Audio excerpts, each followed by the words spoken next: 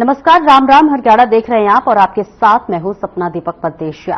केंद्र सरकार और हरियाणा सरकार के बीच एमओयू साइन हुआ है। इस दौरान केंद्रीय ऊर्जा, शहरी विकास एवं आवास मंत्री मनोहर लाल और मुख्यमंत्री नायब सिंह सैनी मौजूद रहे। आपको बता दें कि एनटीपीसी विद्युत व्यापार निगम लिमिटेड गुरुग्राम फरीदाबाद नगर निगम के बीच एमओयू हुआ है, जिसके मुताबिक प्रदेश सरकार केंद्र सरकार के साथ मिलकर दोनों शहरों में waste to energy plant setup किया जाएगा।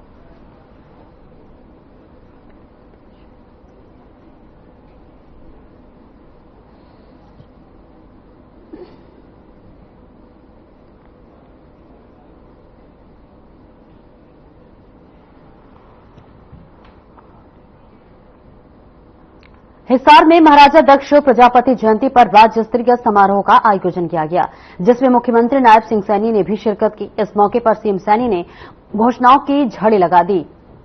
आपको बता दें, सीएम ने कहा कि आर्यनगर और कैमरी गांव को जल्द ही महाग्राम योजना में शामिल किया जाएगा। डॉक्टर भीमराव अम्बेडकर के नाम से सामुदायिक केंद्र गंगवार रोड साकेत कॉलोनी में अर्बन हेल्थ सेंटर बनाने की घोषणा भी सीएम ने की। साथ ही गुरुद्रक्ष आईटीआई में सोलर सिस्टम लगाने और डिजिटल पुस्तकालय के निर्माण का भी ऐलान किया। महाराष्ट्र में बीजेपी एक जयंती समारोह के अवसर के ऊपर आप सबकी तरफ से रणबीर गंगवार जी ने ये सम्मान की पगड़ी सर के ऊपर रखी है।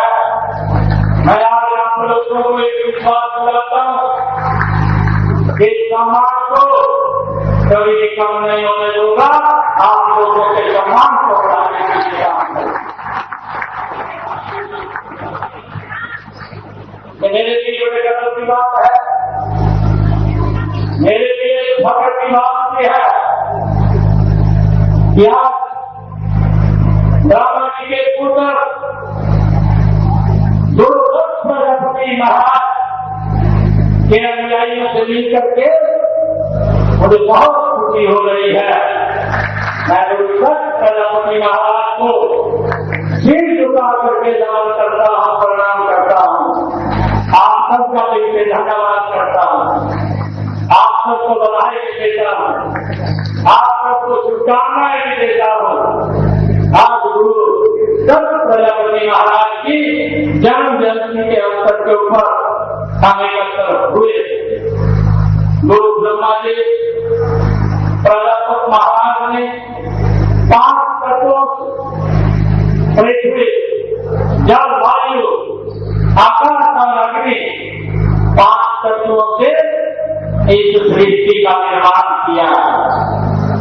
ब्रह्मा जी के बेटे दत्त प्रजापति महाराज ने 5 तत्वों को मिला करके बर्तनों की कलाकारी ये की है। ये हमारे लिए बड़ा गर्व का भाई भास्कर है। पहले भी आप सबसे ऊपर कहना चाहूंगा कि दुनिया में गुरु दत्त प्रजापति महाराज से बड़ा कोई भी कलाकार नहीं है।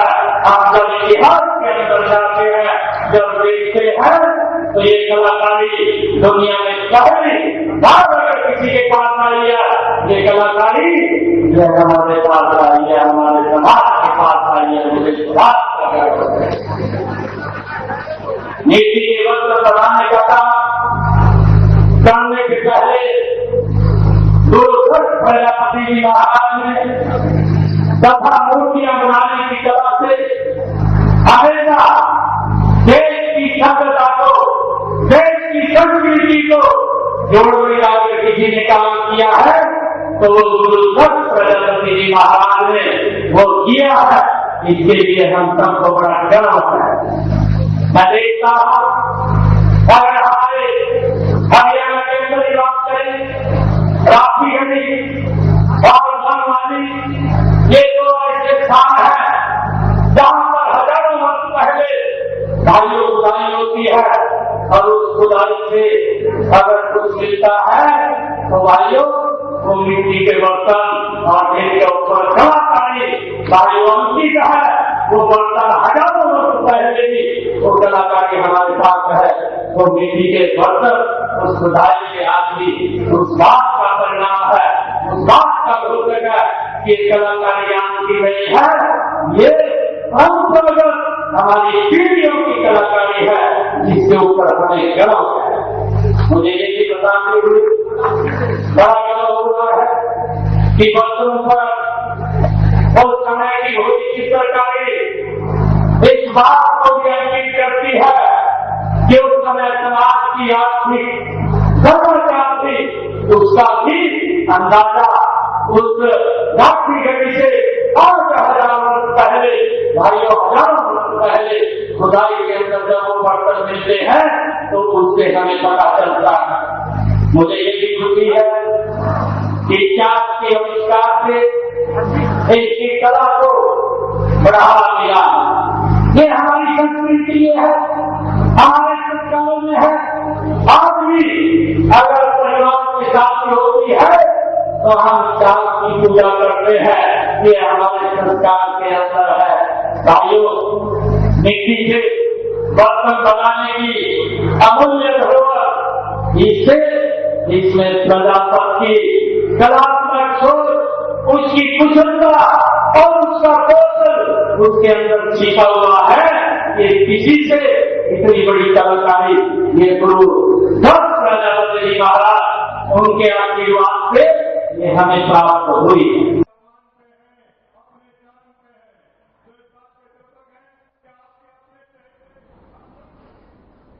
कुरुक्षेत्र के कस्बा शाहबाद में आंगनबाड़ी वर्कर्स का एक प्रतिनिधि मंडल पूर्व मंत्री कृष्ण बेदी से मिलने के लिए पहुंचे हैं। चुनाव से आंगनबाड़ी वर्कर्स के सीएम से मुलाकात करवाने का आश्वासन मिला है। परमजीत कौर ने कहा कि आज अपनी मांगों को लेकर पूर्व मंत्री कृष्ण बेदी के पास आए थे कि 2018 के उनके धरने के बाद उनकी जो मांगें मानी गई थी उन्हें लागू नहीं किया गया है। पूर्व मंत्री कृष्ण बेदी ने विश्वास दिलाया है कि विधानसभा चुनाव से पूर्व उनके साथ किए सभी वादों को पूरा किया जाएगा। अब हमें भी विश्वास है कि पूर्व मंत्री कृष्ण बेदी ने मुख्यमंत्री से उनकी मीटिंग करवाएंगे।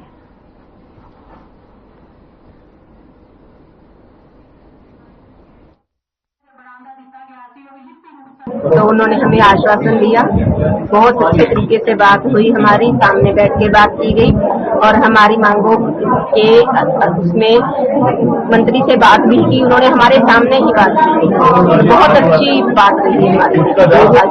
और हमारी मांगे हैं जो अर्धकुशल का 2018 में कुशल अर्धकुशल वाला लागू हुआ था वो लागू किया जाए और पदों पर भर्ती जो खाली पड़े पद है उन पर भर्ती की जाए। और बहुत सी मेरी बहनें आज आंगनवाड़ी की संबंधित इनके कुछ सैलरी के इशू हैं, कुछ इनके प्रमोशन के इशू हैं, कुछ इनके ड्यूज हैं जो पिछले 2018 में जब मैं राज्य मंत्री था तब इन लोगों की एक हड़ताल का उसमें इनको कुछ आश्वासन सरकार की तरफ से मिले थे, उसमें से कुछ चीजें पूरी हुई हैं, कुछ चीजें रह गई हैं।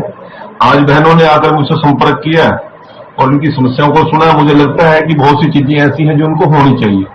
स्टाफ की शॉर्टेज है, प्रमोशन के मैटर है और हाईली क्वालिफाइड बहनें हैं मेरी। मैंने पूछा था पोस्ट ग्रेजुएट कितनी है, ग्रेजुएट कितनी है, डिप्लोमा होल्डर है, तो इन सभी को प्रमोशन का लाभ तो मिलना ही चाहिए, सरकार की सेवा कर रहे हैं। हम अपनी मांग लेके आए थे कि जो 2018 में हमने धरना रखा था उसमें जो भी हमें मिला था वो लागू नहीं किया गया। तो हम हमारी सर से रिक्वेस्ट है वो जो 2018 के धरने में जो लागू किए थे, हमारे साथ वादे किए गए थे 4 वो पूरे किए जाएं। सर ने हमें पूरा विश्वासन दिया है कि इलेक्शन से पहले आपके ये सारे वादे पूरे किए जाएंगे। हमें पूरा विश्वास है कि सर हमारे साथ खड़े हैं, वो हमारा साथ देंगे, टीम से हमारी मीटिंग करवाएंगे और हमारे सर किए हुए वादे पूरे करेंगे।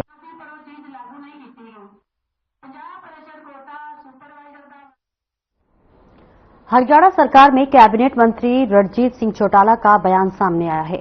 उन्होंने कहा प्राकृतिक आपदा में ट्यूबवेल खराब होने पर किसानों से कोई शुल्क नहीं लिया जाएगा। साथ ही ट्रांसफार्मर को बिजली विभाग रिप्लेस करेगा और इसकी जानकारी भी उन्होंने दी। उन्होंने कहा कि पहले किसानों से कुल खर्च का 20% लिया जाता था। हरियाणा में बिजली की कोई कमी नहीं है। मानसून आने के बाद हालात सामान्य हो गए हैं। तेज बारिश या फिर आंधी के समय ही बिजली बंद की जाती है और बाकी समय किसानों को पूरी बिजली मिल रही है। केंद्र सरकार ने हरियाणा में 1 लाख सौर ऊर्जा पैनल अनुदान पर देने की घोषणा भी की है। जल जाते थे, उससे पहले ये करते थे कि हम 20% फार्मर्स की हेड पे लेते थे, बाकी सरकार देती थी। अब ये कर दिया कि काफी इस तरीके के केसेज आए तो लोगों की मांग थी, विधानसभा में भी ये सवाल उठा, तो फिर हमने समझा कि किसान की मदद के लिए वो उसका क्या कसूर है। फिर हम 100% अब हम दे रहे हैं, जो जल जाए वो गवर्नमेंट ही रिप्लेस करेगी, हमारा निगम ही रिप्लेस करना है। नहीं, कहीं भी दिक्कत नहीं। आप देख रहे हैं, नहीं तो न्यूज में, पेपर में, अखबार में, मीडिया में हल्ला मचा होता है। हमारे ये ठीक है कि कई बार बरसात आ जाती है, तेज हवाएं चलती है तो पावर कट लगते हैं, वो थोड़ी देर के लिए 10 मिनट, उसके बाद तुरंत रिस्टोर कर देते हैं। पर अब क्या ऐसा नहीं हुआ। हमारे पिछले दिनों में देख रहे हैं पूरा तेजी से बुआई हो रही है, कहीं दिक्कत नहीं आ रही। हम पे पावर इन हैंड फ्री है, कोई दिक्कत नहीं है। पिछले साल हमने 70 कर दिए थे, हमारा टारगेट 1 लाख का था। अभी 27,000 रिलीज कर रहे हैं, जो अभी दे रहे हैं। वो का पोर्टल पे नाम आ गए, अभी हम 1 हफ्ते में देने शुरू कर देंगे तो हमारा 1 लाख हो जाएगा। इसके बाद हमने अगले फिर 70,000 टारगेट पे रखे हैं। उसमें यह है कि वो हमें इन पार्ट्स आएंगे, क्योंकि उसमें सेंट्रल गवर्नमेंट की सब्सिडी होती है, हमारी भी होती है। जैसे सेंट्रल गवर्नमेंट सब्सिडी रिलीज करेगी हमें देंगे, हम देने शुरू कर देंगे। अभी एक सर योजना है प्रधानमंत्री की कि घरों के ऊपर भी सोलर कनेक्शन जो है ज्यादा से ज्यादा लगे, तो उसको लेकर किस तरीके से काम हो रहा है? हाँ, ये जो सोलर लाइट का जो पीएम साहब का ड्रीम प्रोजेक्ट प्रोग्राम है, ये 3 करोड़ पूरे देश में लगेंगे, जिसमें हम भी 1 लाख इमीडिएट लगाने को कर रहे हैं। हमने टारगेट रखा है।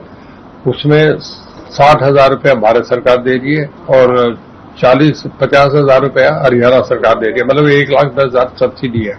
ये उन्हीं लोगों का है जिनकी इनकम 1,80,000 से कम है, और उन लोगों को घरों पे ये सारा लगने पे 1 लाख का खर्च होता है, और ये 2 मेगावाट तक का है। इसमें उसे फ्री बिजली मिलेगी, उसका कोई खर्चा नहीं। ये गरीब आदमी को इसका बहुत बड़ा लाभ मिलेगा।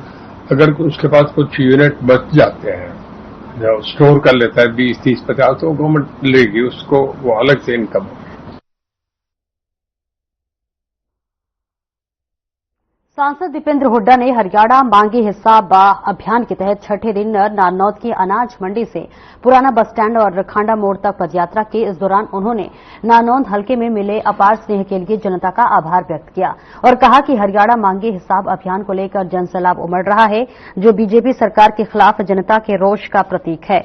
इसके साथ ही उन्होंने कहा कि जब से हरियाणा मांगे हिसाब के तहत कांग्रेस पार्टी ने सवाल पूछे हैं, पूरे बीजेपी में तिलमिलाहट है। बीजेपी सरकार ने एक भी सवाल का जवाब नहीं दिया। अगर बीजेपी सरकार ने हिसाब नहीं दिया तो अक्टूबर में प्रदेश की जनता इनका हिसाब चुकता कर देगी।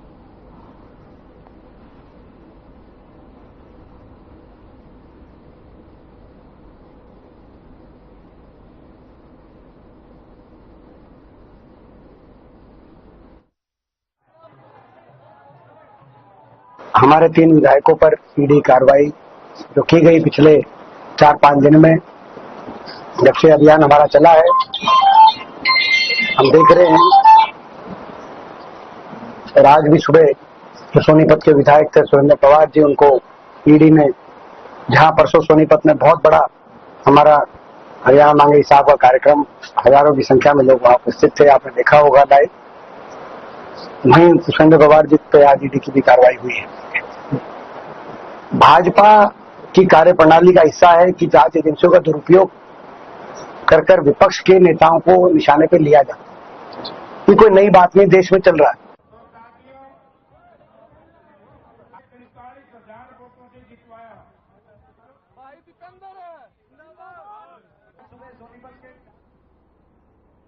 हरियाणा के झज्जर में महर्षि दयानंद सरस्वती खेल स्टेडियम बारिश के पानी से लबालब है। स्थानीय कांग्रेस विधायक गीता भुक्कल ने वहां मौजूद खिलाड़ियों और अभिभावकों से बातचीत की है। बाद में संबंधित विभाग के अधिकारियों से फोन पर की बातचीत कर उन्हें स्टेडियम की बदहाल स्थिति के लिए लताड़ लगाई है।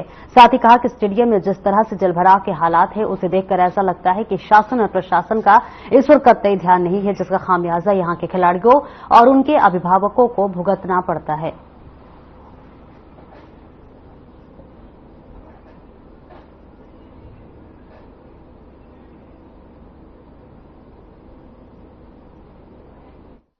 लोग जिम करने आते हैं, कुछ लोग यहाँ पे सैर करने आते हैं। डेंगू का घर बना हुआ है, पानी बुरी तरह से भरा हुआ है और जो जितना भी सामान है वो ज्यादातर खराब है। और सबसे बड़ी जो चिंता का विषय है, जो हमारा बॉक्सिंग हॉल है, इसकी छत पूरी गिरने वाली है। किसी भी समय जो है बड़ा हादसा हो सकता है।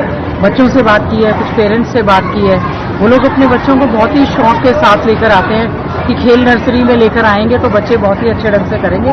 पूरी तरह से सुविधाओं का अभाव है। बड़ा दुख हुआ ये देख के कि सरकार ने स्टेडियम का नाम तो बदल दिया, बाग जाना स्टेडियम से नाम बदल दिया, लेकिन सुविधाएं कुछ भी नहीं दी। आने वाले मानसून सत्र में पूरा प्रयास रहेगा कि हमारे इस स्टेडियम की मांग को भी उठाएंगे और जो यहाँ पर सुविधाओं की कमी है उसको भी पूरा करने का काम करेंगे।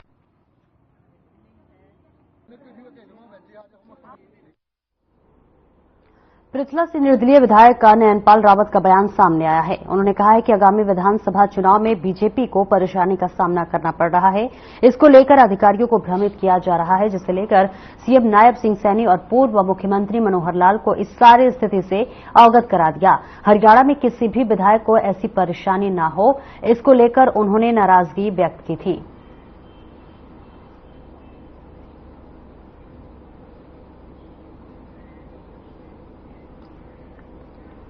ऑफिसर इस तरह की स्थिति पैदा कर रहे थे जिससे भारतीय जनता पार्टी को स्वयं मुझे कहीं न कहीं परेशानी का सामना करना पड़े, क्योंकि आने वाले 2 महीने के बाद चुनाव है।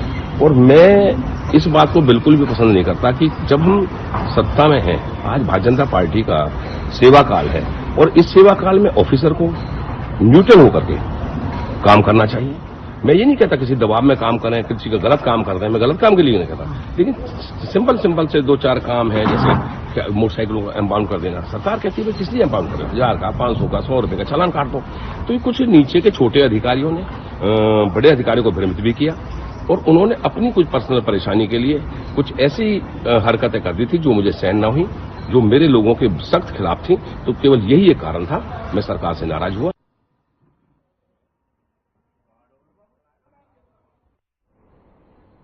हरियाणा में ईडी ने बड़ी कार्रवाई की है। सोनीपत से कांग्रेस विधायक सुरेंद्र पवार को मनी लॉन्ड्रिंग मामले में गिरफ्तार किया गया है। ईडी ने सुरेंद्र पवार को गिरफ्तार कर अंबाला कोर्ट में पेश किया और कोर्ट से विधायक के लिए 14 दिन की रिमांड की मांग भी की है। ईडी ने कोर्ट में बताया कि ये मामला 25 करोड़ रुपए की मनी लॉन्ड्रिंग से जुड़ा हुआ है।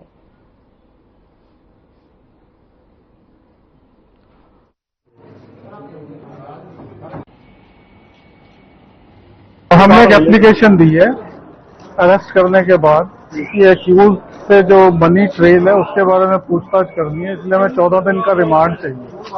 सुरेंद्र पवार है, सिटिंग एमएलए है। इनके खिलाफ 8 एफआईआर हैं और 1 एफआईआर एनफोर्समेंट डायरेक्टरेट ने फाइल करवाई है। 9 एफआईआर है। तकरीबन 25 करोड़ का ट्रेल है, मनी ट्रेल जो हमने पता कर लिया। इसमें बहुत सारे हैं, अभी तो मैं उनके पूरे नाम नहीं बता सकता, पर बहुत सारे हैं। तो हमने पहली अरेस्ट इनको की है, आज पेश की। ये जनवरी में चल रहा है, जनवरी 2024। ये तो अब लंच के बाद कोर्ट ने डिसीजन लेना है क्या करना है।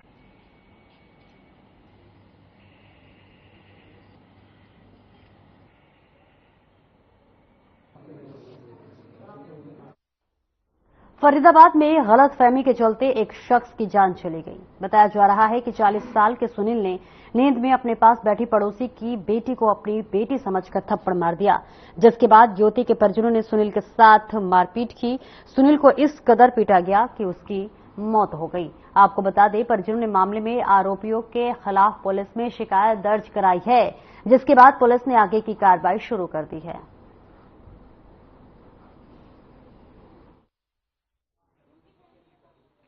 मैं तो वो पानी मांग रहे थे, छत पे सोए हुए थे, सारे किरदार भी सोए हुए थे, उनके भी सोए थे, पानी मांग रहे थे बच्चे से, बच्चे पानी नहीं दे रहे थे उनको।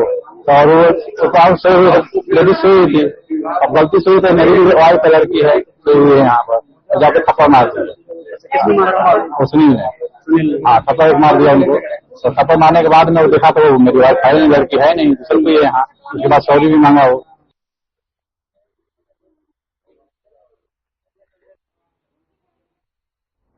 और इस बुलेटिन में इतना ही। खबरों का सिलसिला आगे भी जारी रहेगा। नमस्कार।